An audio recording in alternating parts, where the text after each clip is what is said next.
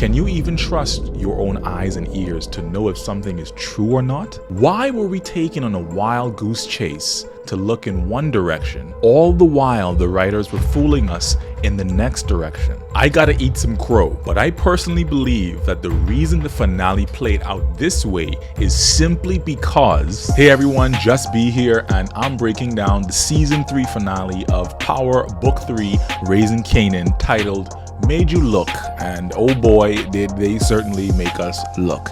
I know why you guys are here. We're gonna get into it in a minute. Let's start off with the biggest and most juiciest parts of this episode right now. Let's go.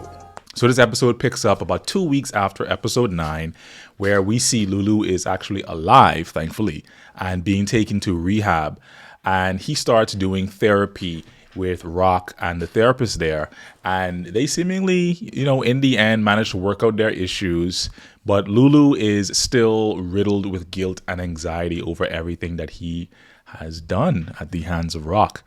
And so even though they make amends and they cry it out and they resolve their issues, the reality is that you still have to take accountability for the decisions that you made in the end, and that's what he began to accept. And so in an unfortunate scene in this episode, we see where he attempts to delete himself, but ultimately decides not to. And in this moment, he begins to break down in tears. Poor Lulu, man. He's really been through it this season, and the actor that plays him, Malcolm Mays, has been doing a great job of really bringing us into his sorrow and his frustrations as a character. So shout out to Malcolm. Now on to Detective Howard. He's in the hot seat and officially has a sit down with Captain Baptiste and Agent Tanner and his NYPD union rep over his possible involvement with various mob-related crimes, where ultimately Detective Howard gets suspended and moved to modified duty and has to temporarily give up his badge and his weapon. Like I predicted earlier in the season, it was all going to snowball eventually onto Detective Howard. He couldn't get away all this time.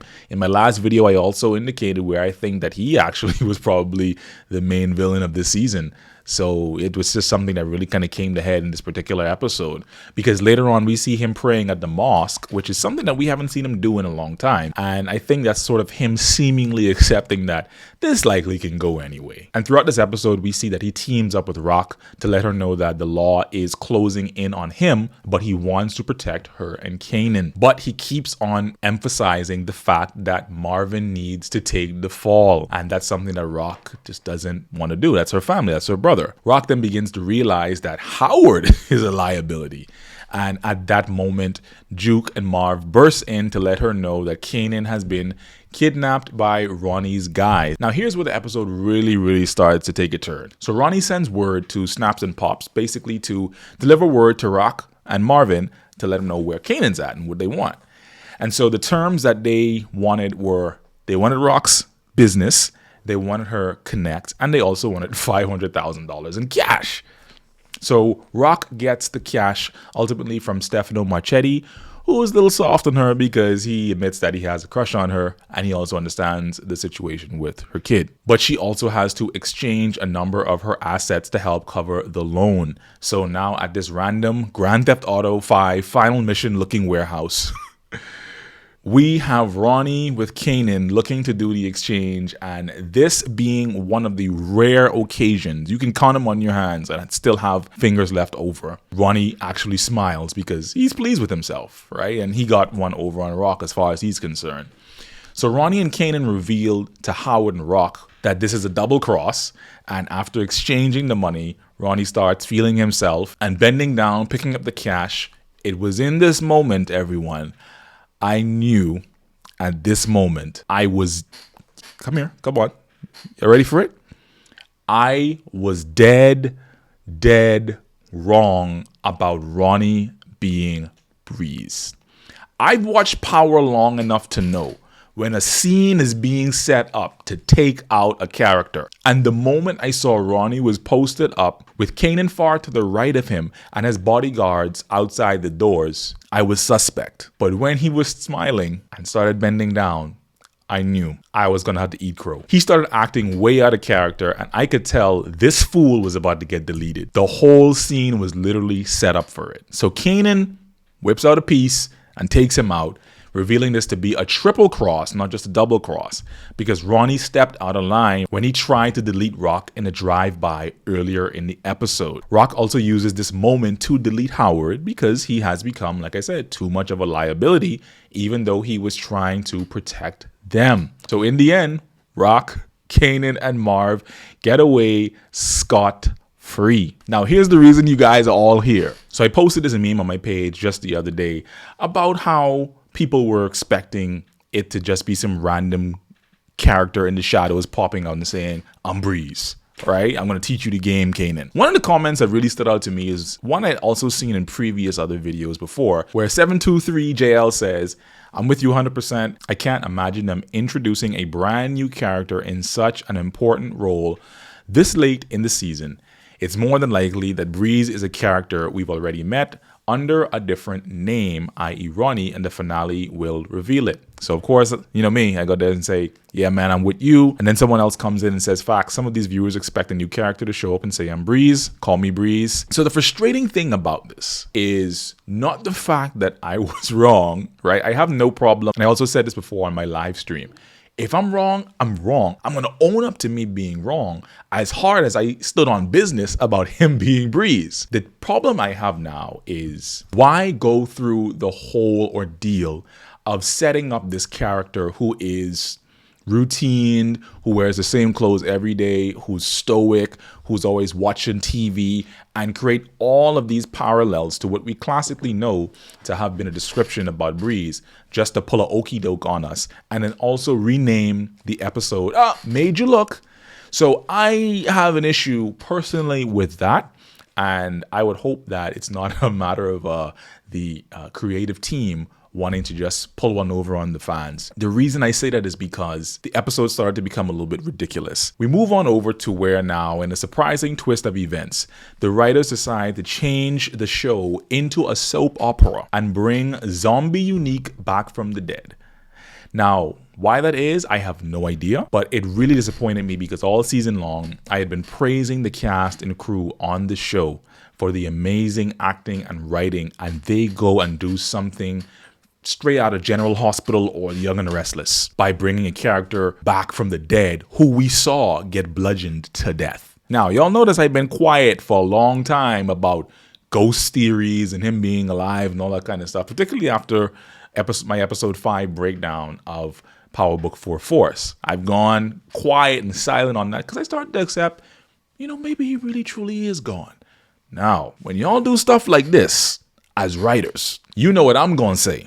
As a fan, if y'all could bring back Zombie Unique, then I know there's at least a probability that Ghost is alive. Or convince me otherwise. Because why go ahead and do that? I was literally, when people were making theories about Unique coming back and all that kind of stuff, I was like, no, Power's a realistic show. We're not doing Return from the Dead, stuff like that, man. So if we can do that with Unique, y'all can bring Ghost back after falling 25, 30 feet off a balcony and being shot. But why not, right? But ultimately, I don't know. I didn't like that writing choice, but it is what it is. Let me know what you guys think about that inside the comments. Are you a fan of that reveal of Unique still being there? And then them also leading us into saying that Joey actually made an official statement saying he left the show to go do tours. So what's up with that? And then the actor that plays Brayden from Power Book 2 Ghost also confirming, yeah, he left as well, etc., etc. And so it seemed to be a very deliberate attempt to point us in the right direction. It was clever.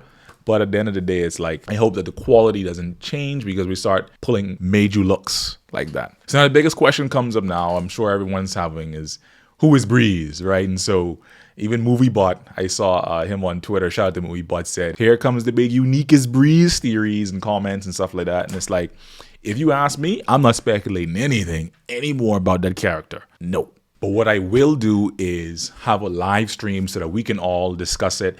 You guys can come up on camera. We can have conversations about me being wrong on my prediction about Ronnie being Breeze. I did promise that if I was wrong, we would have this live stream, and I'm going to stand behind that promise. And you guys can just share your thoughts in a hopefully respectful manner. And we can all discourse as fans on me being wrong about that. And your theories as to who it may still even possibly be. I don't have any, but I'll hear yours. Hold on real quickly. You guys want to see something crazy?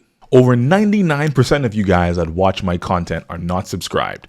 So I'm asking real quickly, if you don't mind, just hit the like button and hit subscribe real quickly. I'd love to keep on giving this content to you guys and lets me know that people actually are interested. Feel free to do that, man. Really appreciate it a lot. Would help me out a long way in growing my small channel. Thanks. Now back to the video. And I know before we get into it, and people may say, well, you were wrong about this, that, and the next, I want to be able to take a recap of all of the predictions that I've made from episode 1 of this season to now, and we can take score of what I got right and what I got wrong. In the what I got right column, I predicted that Burke's father would eventually figure out everything. He would piece together the notes. He would start to be able to connect with people like Agent Tanner, Captain Baptiste, and even Adina at some point, and managed to figure it out, which he did. I also said that Rock would want out of the game after the results of the initial first episode of them getting hit by the mob.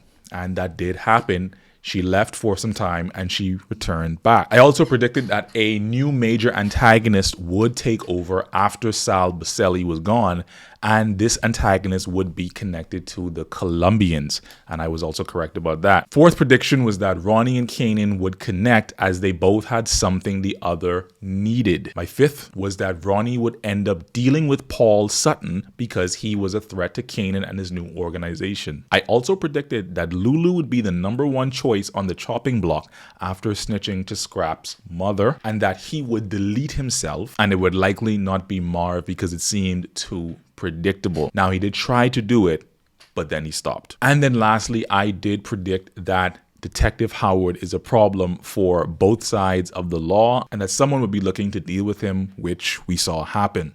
So I have about 8 correct in my corner. In the incorrect column, in terms of what I got wrong, was that we would lose one of the Thomas brothers, and we saw we got pretty close to that in terms of with Lulu. The next one was that Famous's future was uncertain. We saw in this episode where he got wrapped up by the feds and now he's being questioned and who knows what happened. We thought early on, based on what was happening, he probably would get taken out this season. So I was wrong about that. And obviously the biggest one I was wrong about was Ronnie being Breeze. So out of 11 predictions I made this season, I got 8 correct and 3 wrong. Now, if I'm not the strongest math guy, but that means my batting average isn't that bad, I'm pretty sure. But again, I thank you guys for tuning in, and I really thoroughly enjoyed having this conversation with you week after week, episode after episode for this season of Raising Kanan. Let's have the conversation in the comments. Make sure you come and check out my live stream so we can have the conversation live as well. And let me know what you think that I got right and what I got wrong, and how you feel about these predictions and how you feel about the episode in general and the show and the decisions that they made in this episode